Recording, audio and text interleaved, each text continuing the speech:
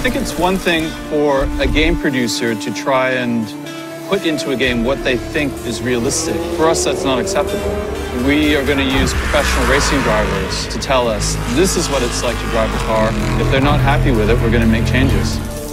We've had several racing drivers working on Shift 2 Unleashed. Tommy Milner has given a lot of feedback. Vaughn Gittin Jr. helped to shape the drifting experience. And Edward Sandstrom has been instrumental in setting up all the cars. Racing isn't sterile, it's gritty, it's violent, it's exhausting.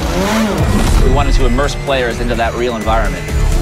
Team Need for Speed is a testing platform for us to understand what it's like to drive racing cars.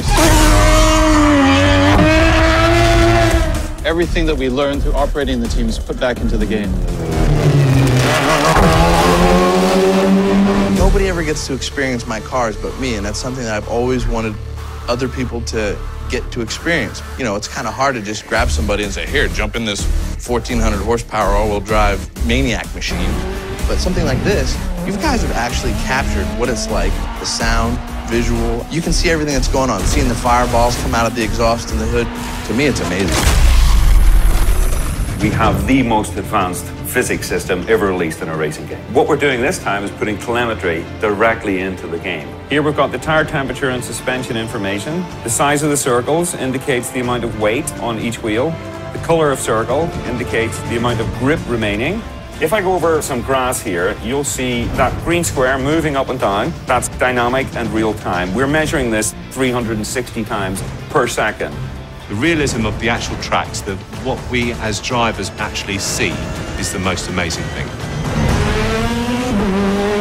Driving at night feels like you're going twice as fast. You lose almost all your references, and you just sort of drive blind at that point.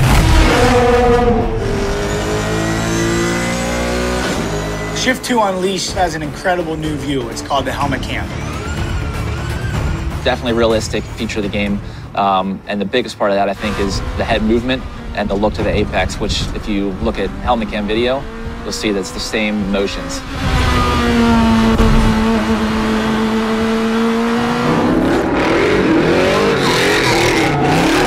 In drifting, we're actually looking out the side windows. So once the car gets sideways and you're turning, you move your head to see where you're going. It's very realistic, really puts you in the driver's seat. Your palms get sweaty and you feel adrenaline.